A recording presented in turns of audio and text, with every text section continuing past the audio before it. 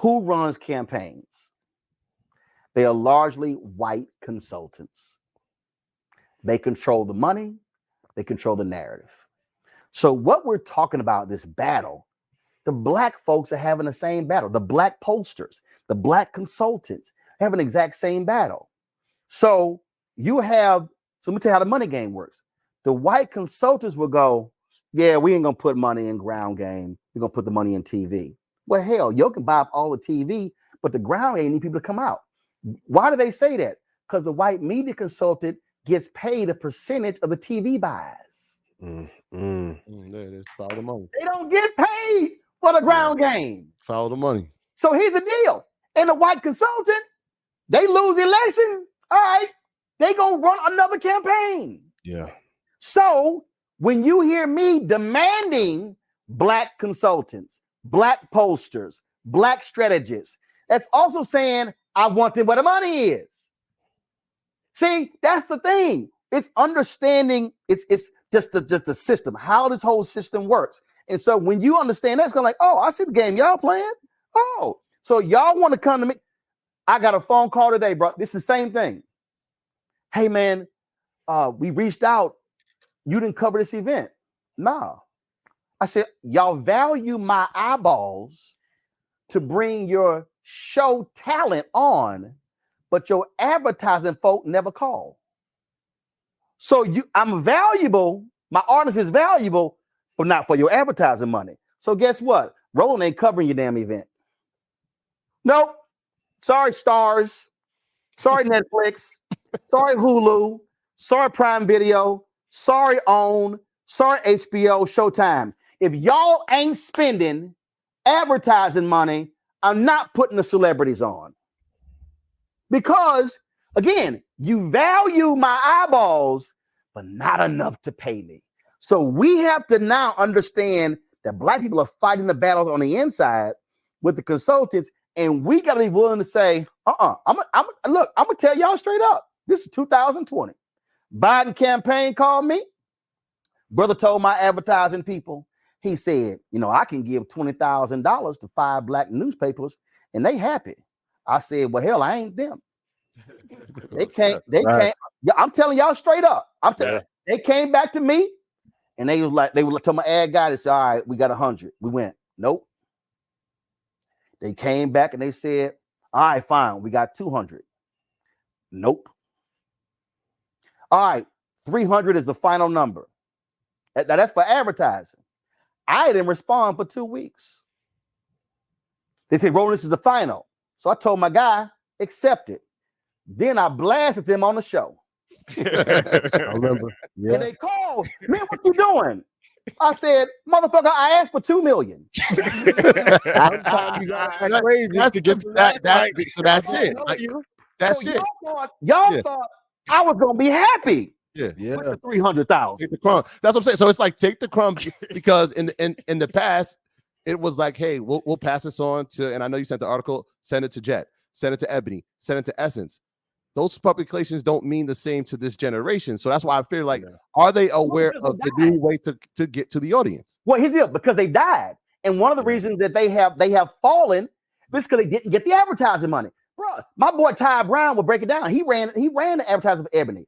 Ebony was getting $20,000 for a full page ad when Esquire was getting $200,000. Ebony was bigger than Esquire. Dog, I'm telling you, read Brett Pulley's book, The $1 Billion Bet, the unauthorized biography of Bob Johnson and BET. In the book, Brett Pulley writes that when Viacom bought BET, they discovered that BET was getting $1,500 for a 30-second for an ad, and the same ad MTV was getting for $8,000. Let me blow y'all away. So do the math. $1,500 and $8,000. That's a $6,500 difference. Now, imagine if Bob Johnson and Sheila Johnson had been getting fair market value from day one. That means that BET sold for $2.4 billion plus $400 million in debt. That's $2.8 billion. If they had been getting fair market value, BET could have actually been worth $6 billion. And Bob and Sheila could have sold a third of BET for $2.8 billion and still owned it. Yeah. If they had been getting fair market value. So what we as black folks have to do, and this is how I view voting, you need my vote. You got to do something.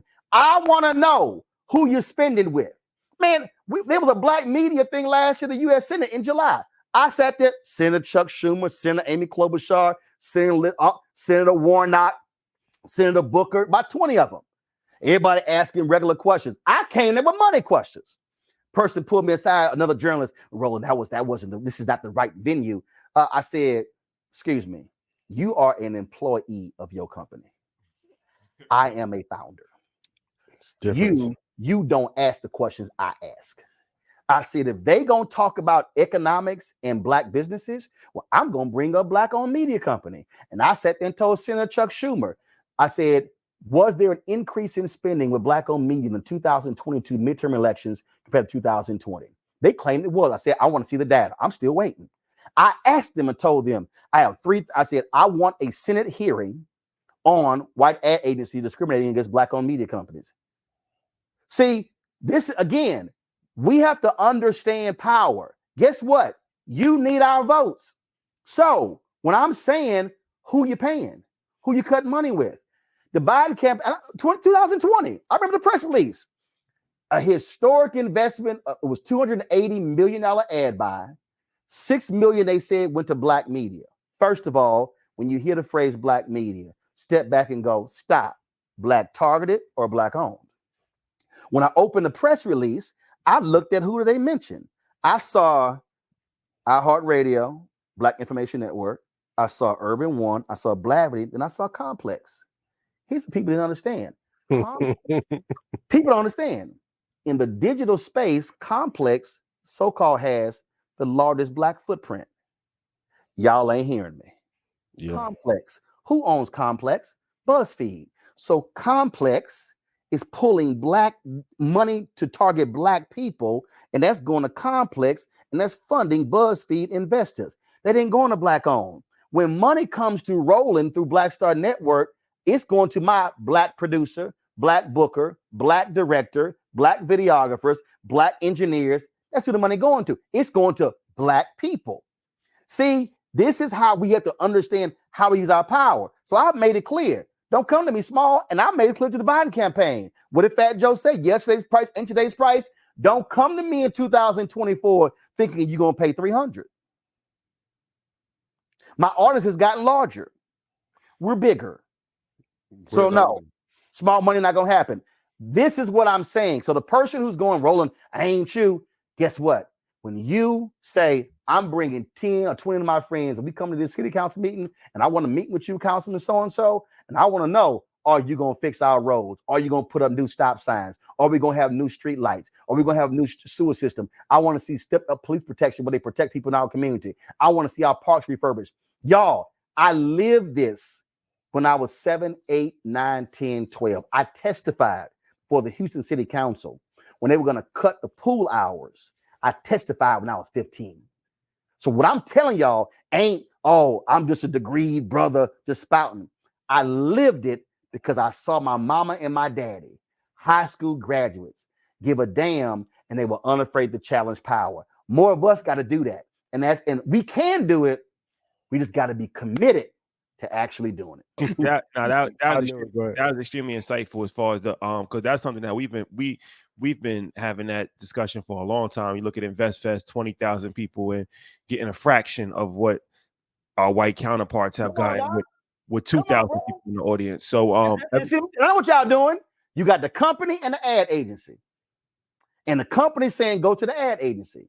And the ad agency telling y'all, well, it's not us, it's the company. You know what?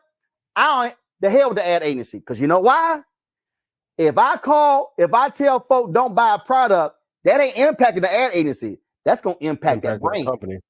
It'll impact that brand. And see what, and let me tell you what the ad agencies hate. See y'all about to make me. Here's what the ad agencies hate. The ad agencies hate when you go directly to the company. Yep. Bruh, I've had agencies, they on a Zoom like, damn it, he called this meeting. They are pissed.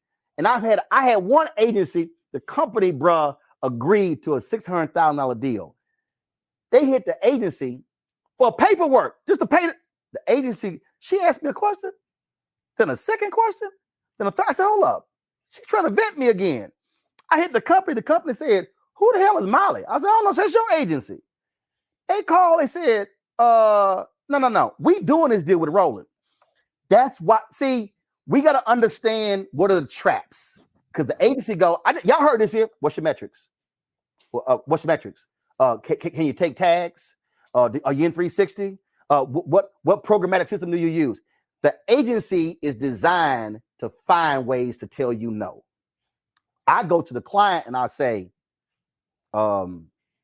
you have 18%, 20%, 35% black market share. I tell you what I told General Motors. I was on a phone call with the CMO, Deborah Wall, her team. I said, let me tell y'all something. I don't praise people for press releases. I will praise you for direct deposits. Doc, y'all, I'm telling you. True indeed. We on the phone. I said, I don't praise for press releases. I said, let me tell you something right now. I said, I ain't got to launch a massive boycott of y'all. If I knock off 1% of your black market share, all y'all getting fired. I said, so let me know when we going to do business. Y'all straight up. I'm just being straight up. And that's the problem, is that we as African Americans, had a brother told me with a black media company, well, Roland, man, we not all like you. We might not get no advertising. I said, brother, let me ask you a question. Did you get any last year? He said, no. I said, you get any last quarter? No. You got any last month? No. Last week? No. Yesterday? No. I said, so how in the hell you think you're going to get some next month if they ain't never? I said, oh, they have given you the illusion. They giving you a meeting. We told the ad agency, we said, everybody in this meeting get paid to be here except us. All y'all been paid to be in this meeting. We're not. We're free. Bruh, I know what they doing to y'all. And that's when you sit here, that's when you turn around and you sit here and go, okay, really? We're going to go tell our followers. We're going to go tell them that your financial company won't do business. And we're going to tell our people not to do business with you. That's why the companies that have done business with me, I publicly praise them.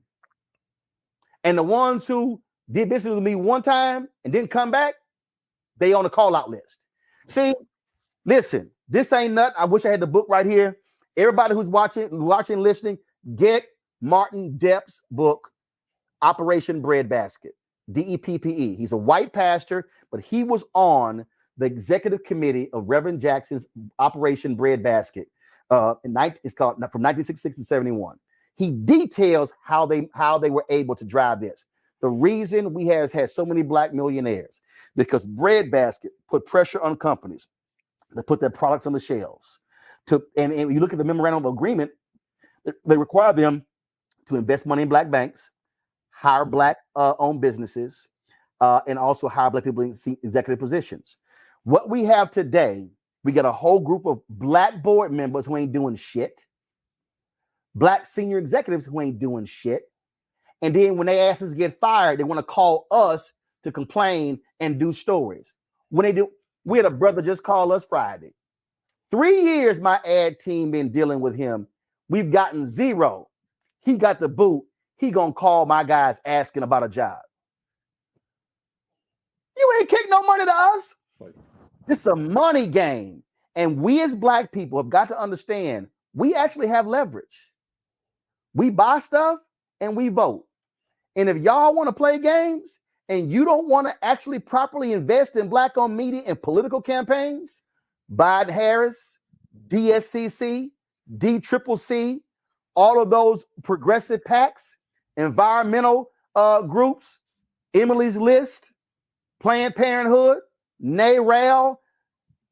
Bro, do you understand in 2022, $9 billion was spent on the campaigns, total in America, $9 billion. Sinclair announced they made $314 million on political advertising in 2022. Media companies right now are expecting 20-30% increase in revenue because of politics. And that's what's going to pay for them in 2025. And they're going to get over in 25 and wait for 2026 for more political campaigns because of the midterms. But folks want us to take the crumbs. Nah, bro, I ain't taking the crumbs. And I'm going to tell somebody no if you come to me with small amount of money. And guess what? I'm just leave you out with this one. The Warnock campaign did the exact same thing. They came to me. I got a phone call in September. They were like, yeah, we could get you 25,000 out of Val Deming's campaign and 25,000 out of Warnock. I literally said, fuck y'all. Energy I'll be on. Not work. Hey, I can pull the text. I said, yeah, that's the energy. That's the energy. We gotta say that for blackout, man. I said, I will keep my black ass at home. Good luck. Big facts. No, they wanted the call was, hey, we want you to broadcast, be on the road, be on the campaign. I was like, for 25? I said, that's one day on the ground. I said, I travel with 5 people. I said, we got cameras, lights, that's travel, per diem, hotel room, that's their fee. What? Yep. I said, yeah, well, preparation, talking points. Yeah. And again, I'm like very clear. I know what you're spending. And I said, send the Warnock. I said, say, bro, that ain't happening. I will tell. And so people, and I already know, man, I already know what they say about me. Oh, arrogant ass Roland Martin. He's same here. We twins, ain't it? Boy. No, I done heard all that shit. You know your value. Guess what, bro? That's why I'm transparent. I tell my audience, y'all, that's 20,000. That's 60,000. That's 100,000. That's 15,000. I walk them through. That's what my audience, when they give to me, they understand. I'm like, y'all, I'm explaining y'all what this shit costs. So when the campaigns or corporation try that crap with me, I'm sitting there going, no, y'all don't do that. Y'all don't sit here. I know what y'all spending for the activation over here, and it's only reaching 500 to 1,000 people. Man, invest. There's no reason in the world the major corporate brands, especially those in the financial areas, every one of them should be jockeying at a bare minimum to be spending 500,000 to $1 million at InvestFest. For the audience is minimum. Bare minimum. Yep. I stood there and I was like, yo, this ain't hard. 20,000 folks sitting in the room. These are people who are trying to launch businesses. These people who are going to need financial services.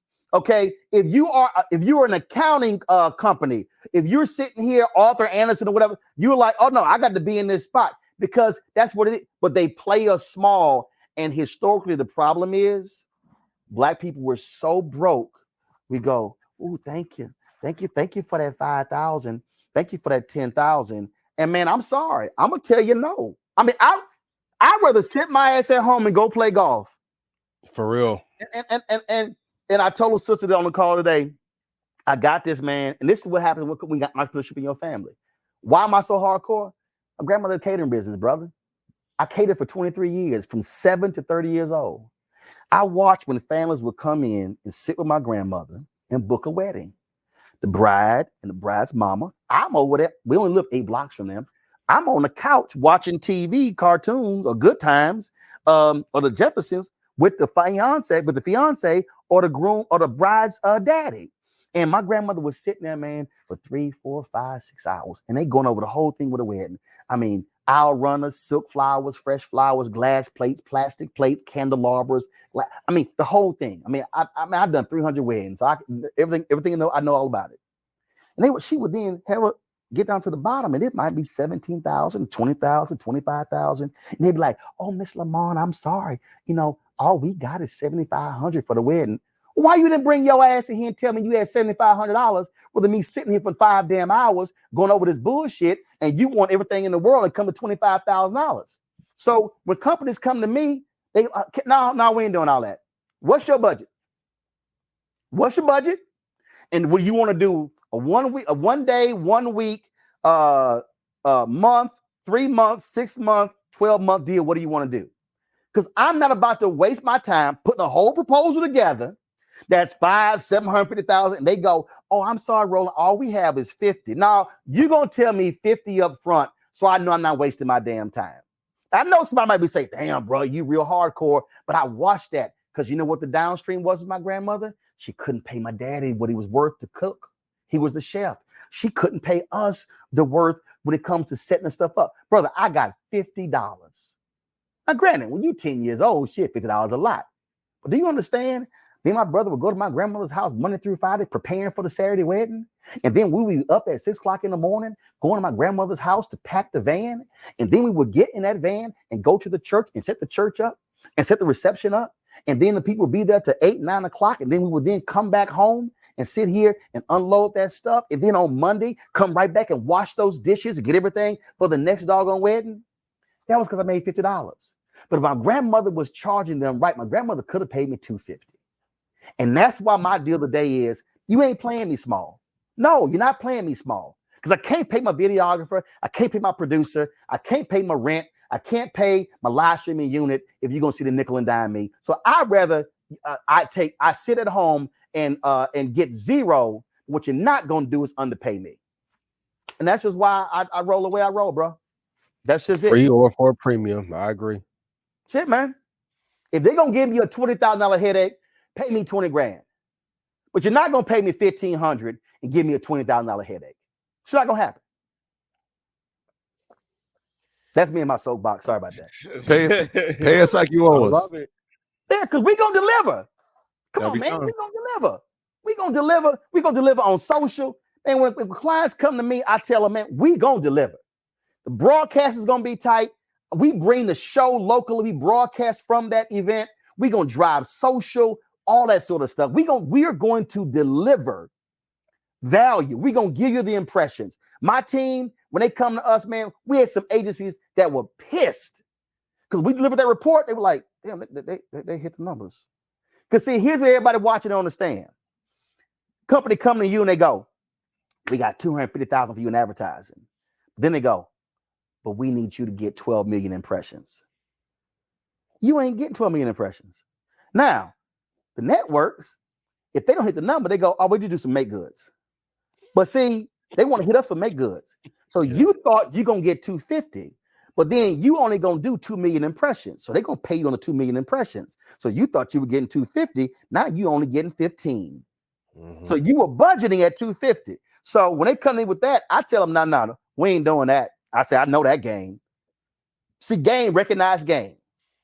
And when you recognize the game, and when you sit in the meetings and go, no. When I told one company, I said, yeah, that 12 million impressions, that ain't gonna work. Because it's bullshit. Yo, what you just did just now, the game you just gave? Masterclass. Listen. I hope they write that down. Please do. And execute on that. That right there. Because they'll move the goalpost. Oh, and they don't want to net 100 day you. And we done seen it. We saw it. We see it. Bro, that's exactly how it happens. I had a company sit here and go, all right, so we might not have a pre-rolls. So in your proposals, how much of the proposal is the pre-rolls? I said, no, that's value add. Yeah. I go, that's value add. I said, that's a number. I said, at 200, that's production costs. I knew what they were trying to do. Yeah. They wanted me to say, of the $200,000 proposal, $75,000 is for the ads. So we drop the ad, we're gonna pay you $125. Yeah, no, you're not gonna itemize my proposal. Nope, that's 200 pre-rolls. Because see, here's what I do. I'm gonna give you all of this. I know exactly what I'm doing. I'm gonna give you all of this for $350,000. The actual value, if I went a la carte, is really $500,000. Yeah. But if you commit to the 350, I'll give you all of this. It's called, look, business do 2 for 1, 3 for 1. We know why they do that. But what they try to do is they want to, well, can we separate? No. Yeah. That's the proposal, which forces them to go. So now what's your number? Oh, all you have is 75. Okay. I'm taking all of this off. All of this off. Like I got 10 grand from a campaign in September. They hit me in October. So we got a new spot. I said, I'm sorry. What do you mean your new spot? I said, oh, that 10,000, that lasted a week. I said, oh, y'all thought I was still running. Yup. I said, wait a minute. Y'all thought I was running 5 weeks of commercials for 10,000? I said, no, that got burned off in a They'll week. try, and it's the messed up part. There are some creators that will take it and be happy. That throws the wrench in the game, right? And that, Because yeah, they're that looking changed at the it like, landscape. I can get, rather than giving him the 20, I'll find 100 people I can give $200. And you know what I do? Go right ahead. We're good. I'm going to play golf. Yeah. See, I mean, I'm just, again, we as African Americans have got to demand and make clear no is a complete sentence. No. No. And I've said, y'all call me arrogant, cocky, a son of a bitch, mean-spirited, nasty. I'm sorry. My operation, Roland Martin Unfiltered, my daily show, Friday Daily Show, D. Barnes, Deborah Owens, Reverend Jackie Hood Martin, Greg Carr, Stephanie Humphrey, Rolling with Roland, additional stuff we do is $195,000 a month. Period. The freelancers, that's the number. $195,000 a month. My responsibility is to minimum break even, but the goal is to do a profit, so I don't have to lay anybody off. So if you come to me small, understand, no, I start in January knowing exactly how much I got to make. Man, my bookkeeper, my CFO, they send me a report. I said, stop. I don't need to know all that shit. I need my bottom line base number every month. Roland, if the number this month is 95, Roland says I got to go out and go find me 95 grand. Now, I know I got in the bank, but I got to find me 95. That's just how I keep it real simple. It ain't complicated to me. I got to spend 95. I got to go get 95. And if I go get 150, that means I got to get 40. I got to get less than 50 grand the next month. That's just how I roll. I keep it real simple. What you're not going to do, and again, it's my grandmother. She passed away a few years ago. Dog, it is in my DNA. I am not going to do what that woman did. I am not going to give you. We did amazing weddings. And I sat there, bro, and I'm going to give, I never forget, man, we were negotiating this, and I was 16. Mind you, I wasn't 10 anymore. I was 16, 17, and we were at this church, and it was this family. They were having the 50th anniversary for their parents. And, man, they were nickel and diming over a damn fish mold of like tuna or whatever out of that fish mold and fruit trays. I said, excuse me, the fruit tray is this, the fish mold is this is this. Man, my grandmother shot me a look. She was mad as hell. But I was like, and so when it was over, she was like, brother, what are you doing? I said, mother, I'm tired of this. I'm tired of sitting here with people who can afford it and they tripping on $25 or $35. The fruit tray is this. That's what it is, man. She was hot with me for weeks. But I watched this, and this is what happens when we get older. And now we ain't got money. And now somebody owned the business, and now they broke. Because for 20 and 30 years, they took nickels when they should have been taking dollars. No, I'm not going to do it. It's not going to do it. And I told this one person, I said, let me tell you something right now. I said, I will shut this shit down, close my office down, move my ass back to Texas, where I still own my house, set up my studio like I got my studio in my house right now. I said, and do my show via StreamYard every damn day. I said, and go play golf 5 days a week. And I said, I still gonna give speeches. I'm still gonna sell my book. What I'm never gonna do is take less than what I'm worth. Not gonna happen. Not gonna happen. Let that be the lesson. Nor should you.